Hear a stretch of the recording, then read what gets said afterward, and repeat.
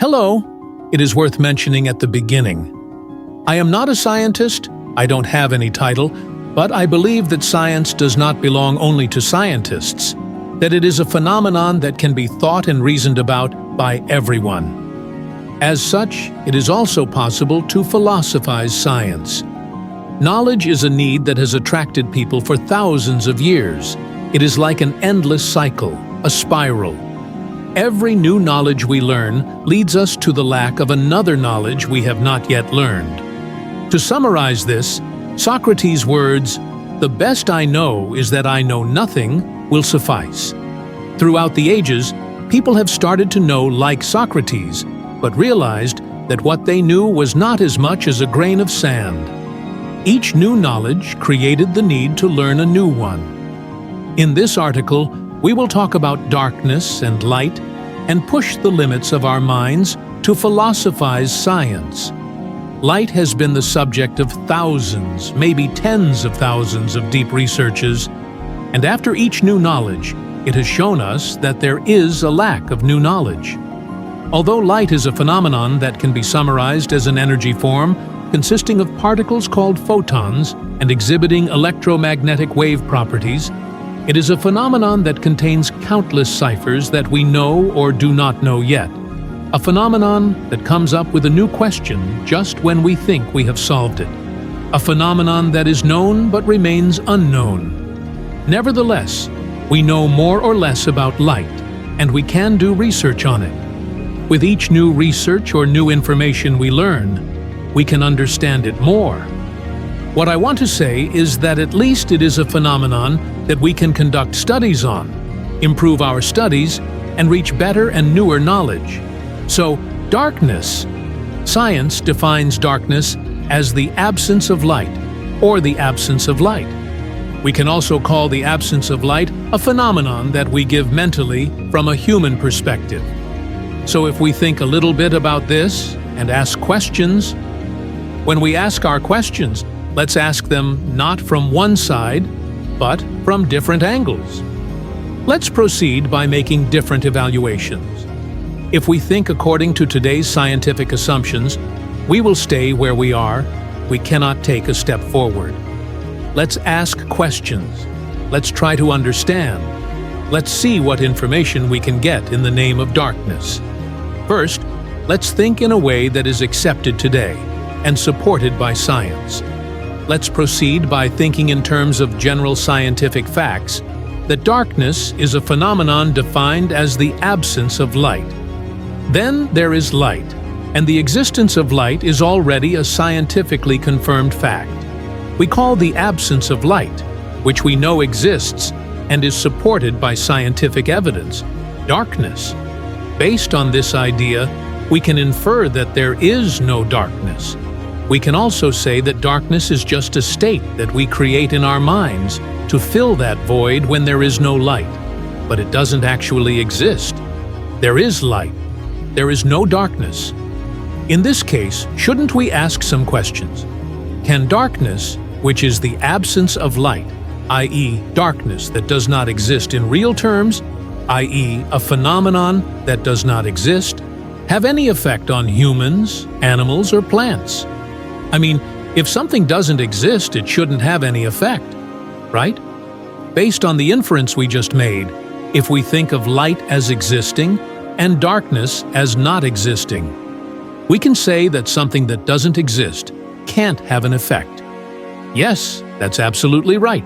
Something that doesn't exist cannot have an effect on living things. This creates a complex situation. But isn't darkness known to limit human vision or have an effect on vision? Again, isn't darkness a phenomenon that regulates the human biological clock and triggers the body to secrete the hormone melatonin? Isn't darkness a condition that contributes to the human body's rest and regeneration process? Again, isn't darkness a condition that triggers negative emotions such as fear, anxiety, or restlessness in human psychology? As we can see, darkness has sensory, biological, and psychological effects on humans, not only for humans but also for plants. For example, Darkness stops photosynthesis and slows down the growth process. Again, if we look at animals, it also has an effect on animals. As we can see, darkness is a phenomenon that can have an impact. Since it has an effect on humans and other living beings, then we can infer that darkness exists. When our approach to the subject changes, our conclusions change, and this is a good sign. It shows that we are able to grasp the issue and that we are making progress. Let's continue from here with a new perspective. If we continue with the inference that darkness exists, we will have to ask new questions. Why is there no research on darkness? For example, since light is recognized as an energy form consisting of photons, darkness can be described as a form consisting of anti-photons, which may or may not exhibit electromagnetic wave properties. Could there not be a form of energy that is beyond our ability to understand, or that we cannot yet comprehend? Just as photons are massless and can move at the speed of light in a vacuum, couldn't anti-photons have a higher speed and contain values that we cannot yet perceive? I have tried to explain by using the term anti-photon because we are speculating on a concept that we do not yet know what it is, so I am naming and presenting it in this way. Yes, I know. At the moment, the term anti-photon is a concept that cannot be accepted scientifically. Photons have the same properties as their antiparticles. In other words, there will be those who will say that the antiparticle of a photon can be accepted as a photon because photons are not electrically charged, that is, uncharged particles. Of course, I may know these things, but just because I know these things does not mean that I cannot ask new questions.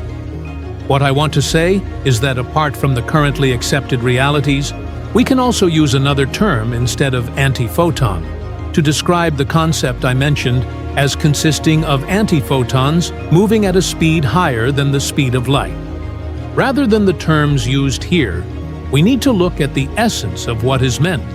That is, whatever the term used, the questions asked or the inferences made will not change.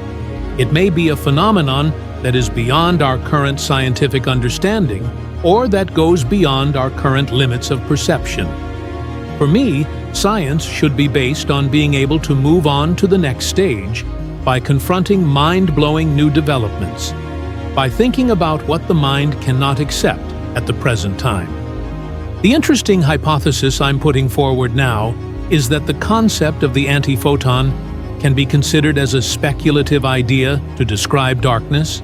Of course it can be thought, however it is thought, but the main aim is to improve thinking. In science, we should never say that it can't happen, or that it is certain. I suddenly thought of the double-slit and quantum eraser experiments. In the double-slit experiment, when there is no observer or no measurement, the particles form an interference pattern, also known as an interference pattern. In the same experiment, when an observer is present, or when measurements are made, the interference pattern disappears and two separate lines are formed, corresponding to the slits. In the quantum eraser experiment, this experiment is a version of the double-slit experiment. Based on the astonishing result of the double-slit experiment, we modified it slightly, and photons from the same target are directed to two different targets, but one of these targets is farther away than the other. In other words, temporally, one will reach its target later than the other. Again, results that surprised everyone, and that we cannot answer with today's science, have emerged. Photons that were unaware that they were observers exhibited the same behavior as photons that knew they were observers, and in a sense, he played with our perception of time and acted as if he could send messages to the past. As we have seen in these experiments, unimaginable phenomena can appear in an instant, or when we go one step beyond the limits of our perception. Since they are beyond our perceptual limit at that moment, we were able to reach them at that moment by crossing that limit. Perhaps what I am saying today can also cause us to gain new knowledge by stepping one step beyond our limit. In order to learn new information, we need to constantly ask questions, and even questions beyond our perception or time.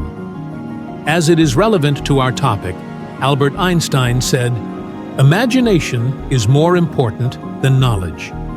In conclusion, I say that in order to understand a situation, sometimes it may be necessary to ask very different questions, and sometimes it may be necessary to take a closer look at the concept. While trying to know darkness, we can also say that if there were no darkness, we might not be able to comprehend light. In other words, could darkness, which is explained by the absence of light, be the main factor that causes the light that gives life to it? I hope that there will always be people who think about this subject, who are burning with the desire for new knowledge, and who can think about the hypotheses put forward without belittling them. Stay in science and light.